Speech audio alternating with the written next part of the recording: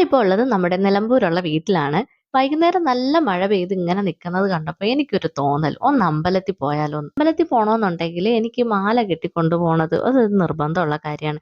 അത് പൂ കെട്ടാൻ അറിയുന്നത് കൊണ്ടുള്ള ഒരു സന്തോഷം കൂടിയാണ് കേട്ടോ. നമ്മള് കൈകൊണ്ട് കെട്ടിയ പൂമാലയൊക്കെ ഭഗവാന് ചാർത്തി കിടക്കുന്നത് കാണുമ്പോൾ അങ്ങനെ തൊഴുമ്പോഴത്തേക്ക് കിട്ടുന്ന ഒരു തൃപ്തി ഉണ്ടല്ലോ, അതെനിക്ക് ഭയങ്കര വലുതാണ്. പിന്നെ ഒന്നും നോക്കിയില്ല, നേരെ നമ്മുടെ പറമ്പിലൊക്കെ പോയിട്ട് കുറച്ച് കറുകയും തുളസിയും തെറ്റിയും പിന്നെ കിട്ടിയ പൂക്കളെല്ലാം പറിച്ചെടുത്തിട്ട് ഞാൻ എന്നെ കൊണ്ട് കഴിയുന്ന രീതിയിൽ ഒരു മാലയൊക്കെ കെട്ടി രാത്രി തന്നെ സെറ്റ് ചെയ്ത് വെച്ചു.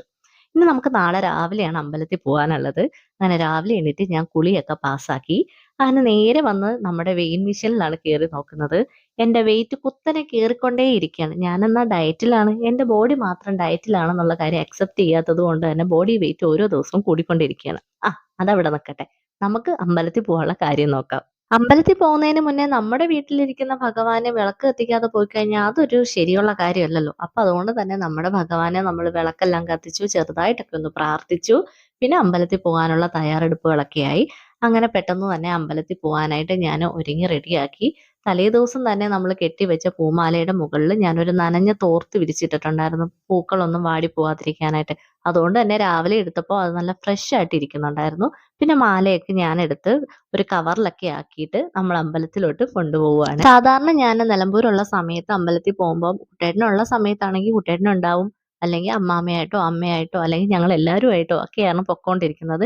പക്ഷെ ഇന്ന് ഞാൻ പതിവിൽ വിപരീതമായിട്ട് ഞാൻ ഒറ്റയ്ക്കാണ് പോകുന്നത്. ബേസിക്കലി ഒരു കൊല്ലംകാരിയായി എനിക്ക് നിലമ്പൂര് എല്ലാം തന്നെ കൊല്ലത്തു നിന്നും എൻ്റർലി ഡിഫറെന്റ് ആയിട്ടാണ് ഫീൽ ചെയ്യാറുള്ളത്. കാരണം അമ്പലത്തിലെ കാര്യം എടുത്തു നോക്കിക്കഴിഞ്ഞാൽ നമ്മുടെ കൊല്ലത്ത് മുക്കിന് മുക്കിനാണ് അമ്പലം. പക്ഷേ ഇവിടെ അങ്ങനല്ല കേട്ടോ. അമ്പലത്തിൽ പോകണമെങ്കിൽ കുറച്ച് ദൂരം നമുക്ക് പോകണം. ഏകദേശം ഒരു 10-15 മിനിറ്റോളം നമ്മുടെ വീട്ടിൽ നിന്ന് നടന്നാലാണ് നമുക്ക് അമ്പലത്തിൽ എത്തുന്നത്. പക്ഷെ കൊല്ലത്ത് അങ്ങനല്ല. അടുത്തടുത്ത് തന്നെ അമ്പലം ഉണ്ടായതുകൊണ്ട് ഇതൊരു ചെറിയ ദൂരമായിട്ടാണ് എനിക്ക് ഫീൽ ചെയ്യാറുള്ളത്. പക്ഷെ എനിക്ക് ഇവിടുത്തെ ഏറ്റവും ഇഷ്ടമുള്ള ഒരു കാര്യം ഈ വഴി തന്നെയാണ് കേട്ടോ. ഈ വഴികളെയൊക്കെ ഞാൻ ഇത്രമേൽ സ്നേഹിക്കാനുള്ള 2 കാരണങ്ങളുണ്ട്. ഒന്നാമത്തെ കാരണം ഞങ്ങളുടെ കൊല്ലത്ത് ഞാൻ താമസിക്കുന്ന ഏരിയയിൽ ഇതുപോലത്തെ സ്ഥലങ്ങളൊന്നും ഇല്ല എന്നുള്ളതാണ്. രണ്ടാമത്തെ കാര്യം, ഈ വഴി ആദ്യമൊക്കെ പോകുമ്പോൾ എനിക്ക് ഭയങ്കര പേടിയായിരുന്നു. ഞാൻ ആദ്യമായിട്ടാണ് ഇതുപോലത്തെ സ്ഥലങ്ങളൊക്കെ കാണുന്നതും പോകുന്നതും ഒക്കെ. പക്ഷേ പിന്നീട് ഈ വഴി ഇങ്ങനെ പോയി പോയി ശീലമായപ്പോൾ എനിക്ക് ഈ വഴി ഭയങ്കര ഫേവറേറ്റ് ആണ്. എനിക്ക് അതുകൊണ്ട് തന്നെ ഇപ്പൊ ആ പേടിയൊന്നുമില്ല. വളരെ ഹാപ്പിയാണ് ഞാൻ ഈ വഴി കൂടി പോകുമ്പോൾ. അങ്ങനെ നമ്മുടെ ഈ നാട്ടുവഴി കൂടി നടന്ന് നമ്മുടെ അമ്പലത്തിൽ എത്തിയിട്ടുണ്ട്. അപ്പൊ ഈ കാണുന്നതാണ് അമ്പലം. ഇതൊരു അയ്യപ്പന്റെ അമ്പലമാണ്. അമ്പലത്തിൽ അധികം ആളോ പേരോ ബഹളോ ഒന്നും ഇല്ലായിരുന്നു. വളരെ ശാന്തസുന്ദരമായിട്ടുള്ള ഒരു അന്തരീക്ഷമായിരുന്നു.